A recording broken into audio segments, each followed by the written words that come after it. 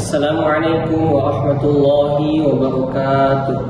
Alhamdulillahi rabbil alamin, alladzi anzala as-sakinata fi qulubil mu'minin liyazdadu imanan ma'a imanihim. Asyhadu an la ilaha illallah wahdahu la syarika lah wa asyhadu anna Muhammadan abduhu wa rasuluhu la nabiyya ba'da, amma ba'd. Faya ayyuhal hadirun, usikum wa nafsi bitaqwallah, faqad fazal muttaqun, wa la tamutunna illa wa antum muslimun. Wa qala Allah ta'ala fil Qur'anil azim, a'udzu billahi minasy syaithanir rajim, bismillahirrahmanirrahim. Ya ayyuhalladzina amanu ista'inu bis-sabri was-salah, innallaha ma'as sabirin. Wa qala an-nabiyyu sallallahu alaihi wasallam, syafa'ati li ahlil kaba'ir min ummati. Sadaqallahul azim wa sadaqa rasuluhun nabiyyul habibul karim, wa nahnu ala dzalika minasy syahidin wasyakirin, walhamdulillahi rabbil alamin. Puji dan syukur marilah kita panjatkan kehadirat Allah Subhanahu wa taala. Salawat serta salam semoga selalu tercurah limpahkan kepada junjungan kita Nabi besar Muhammad sallallahu alaihi wasallam. Alhamdulillah, pada kesempatan kali ini kita semua akan senantiasa membahas bagaimana cara meminta pertolongan kepada Allah Subhanahu wa taala sesuai dengan yang Allah perintahkan di dalam Al-Qur'an. Baik teman-teman sekalian yang insya Allah dirahmati oleh Allah Subhanahu wa ta'ala, di dalam Al-Quran Allah Subhanahu wa ta'ala berfirman, ya ayyuhalladzina amanu, wahai orang-orang yang beriman, ista'inu bis-sabri was-salah, mintalah kalian pertolongan kepada Allah dengan cara sabar dan melaksanakan sholat. Innallaha ma'as sabirin, karena sesungguhnya Allah senantiasa bersama dengan orang-orang yang sabar. Teman-teman sekalian yang insya Allah dimuliakan oleh Allah Subhanahu wa ta'ala, menurut para alim ulama, sabar terbagi menjadi 3 tingkatan. Tingkatan yang pertama ialah as-sabru 'anil masaib, sabar dalam menjalankan atau menerima musibah yang telah ditentukan oleh Allah Subhanahu wa ta'ala kepada setiap hamba. Jadi tingkatan sabar yang pertama adalah sabar apabila kita ditimpa musibah, ujian yang silih berganti datang kepada kehidupan kita, harus mampu kita lewati dengan cara sabar. Teman-teman sekalian yang insya Allah dimuliakan oleh Allah Subhanahu wa ta'ala, tujuan hidup manusia Allah gambarkan dalam surat Az-Zariyat ayat 56. Wa ma khalaqtul jin wal ins illa liya'budun, dan tidaklah aku ciptakan jin dan manusia melainkan hanya untuk beribadah kepadaku. Di dalam ayat yang lain, tujuan Allah menciptakan manusia ialah liyabluwakum ayyukum ahsanu amala, menguji di antara mereka siapa yang paling baik amalnya. Namun ujian apakah yang nantinya akan diberikan kepada setiap hamba oleh Allah Subhanahu wa ta'ala? Surat Al-Baqarah Allah Subhanahu wa ta'ala berfirman, وَلَنَبْلُوَنَّكُمْ بِشَيْءٍ مِنَ الْخَوْفِ وَالْجُوعِ وَنَقْصٍ مِنَ الْأَمْوَالِ وَالْأَنْفُسِ وَالثَّمَرَاتِ وَبَشِّرِ الصَّابِرِينَ. Yang pertama, Allah akan menguji kita dengan rasa takut. Takut kehilangan orang yang kita cintai, takut kehilangan kedua orang tua kita, takut kehilangan harta yang kita miliki, jabatan, pangkat, dan lain sebagainya. Dan yang kedua ialah walju', Allah akan menguji kita dengan kelaparan. Di bulan suci Ramadan ini kita diperintahkan oleh Allah Subhanahu wa ta'ala untuk menahan lapar dan haus di siang hari sebagai bentuk ketakwaan kita kepada Allah Subhanahu wa ta'ala. Menjalankan ibadah puasa merupakan salah satu kewajiban umat Islam yang harus senantiasa dilaksanakan agar kita menjadi generasi-generasi yang bertakwa di hadapan Allah Subhanahu wa ta'ala. Dan kemudian Allah akan uji dengan kekurangan harta, jiwa, makanan, dan lain sebagainya. Lantas, apakah kita sudah mampu bersabar dengan ujian yang telah datang ke kehidupan kita, atau justru kita terus mengeluh dengan ujian yang silih berganti yang terus berdatangan kepada kehidupan kita? Ma'asyiral muslimin rahimani wa rahimakumullah, teman-teman yang insyaallah dimuliakan oleh Allah Subhanahu wa taala. Itulah tingkatan sabar yang pertama, sabar di saat musibah datang kepada kehidupan kita. Kemudian yang kedua, kata para alim ulama, as-sabru an tarkil ma'asi, sabar di dalam meninggalkan perbuatan maksiat, di dalam meninggalkan perbuatan yang tidak disukai oleh Allah Subhanahu wa taala.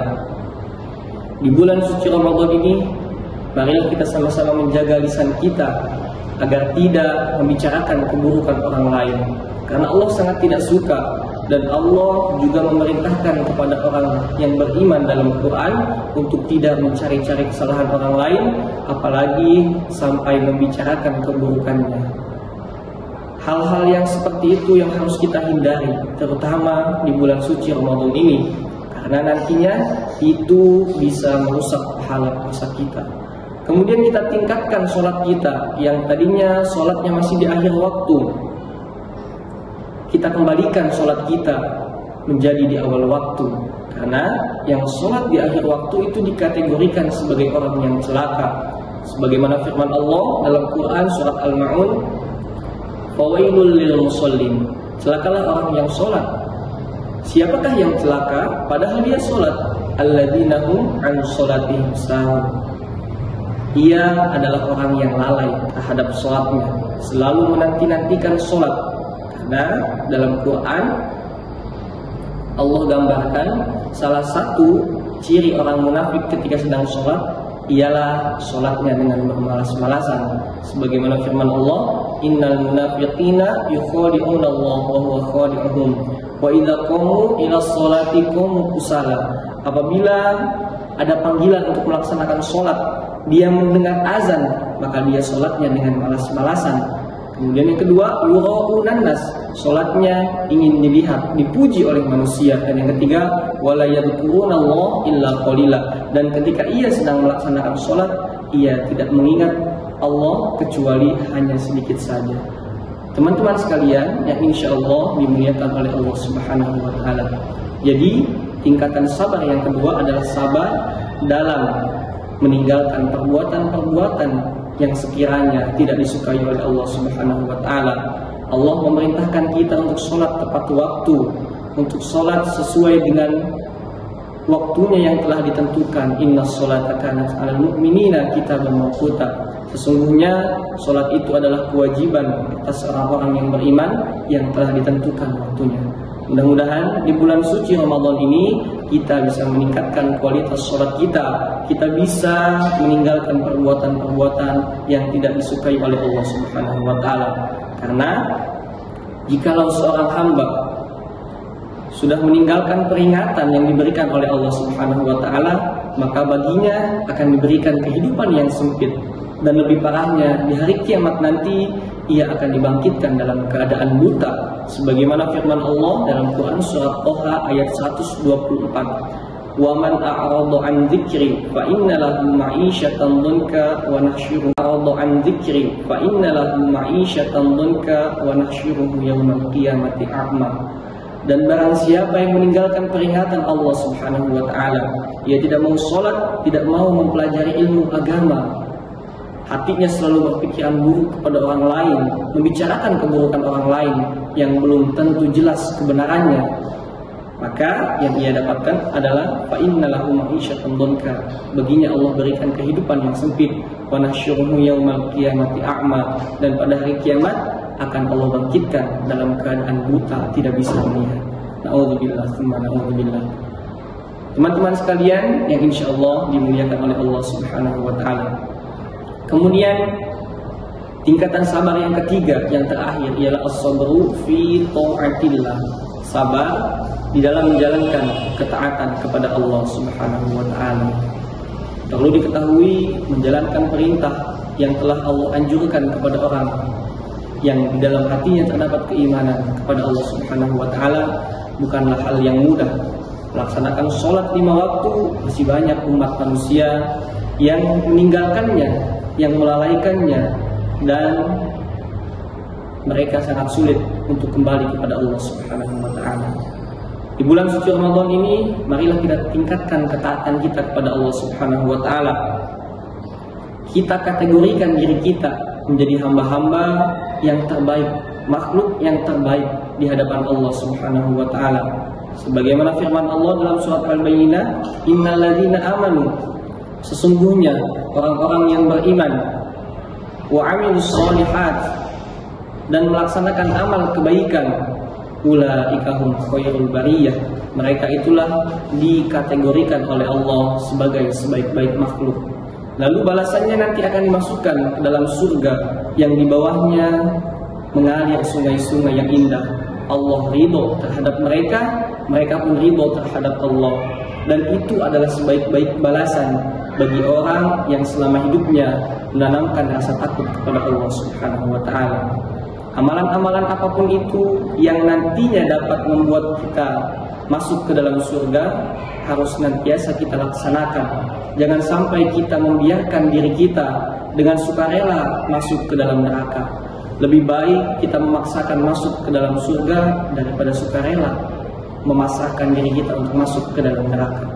Menjalankan ketaatan kepada Allah Subhanahu wa Ta'ala sangatlah penting bagi kita dan juga menjadi bentuk ketakwaan kita kepada Allah, keimanan kita kepada Allah, bahwasanya kita benar-benar menginginkan apa yang telah Allah janjikan di dalam Al-Quran, yakni masuk ke dalam surga secara bersama-sama. Mudah-mudahan dengan kultum yang singkat ini ada manfaatnya, khususnya untuk diri saya pribadi dan umumnya bagi teman-teman sekalian. Apabila ada kesalahan dan kekurangan, itu datangnya dari diri saya pribadi, karena kesempurnaan dan kebenaran hanyalah milik Allah Subhanahu wa Ta'ala. Akhirul kalam, tsumma assalamu alaikum warahmatullahi wabarakatuh.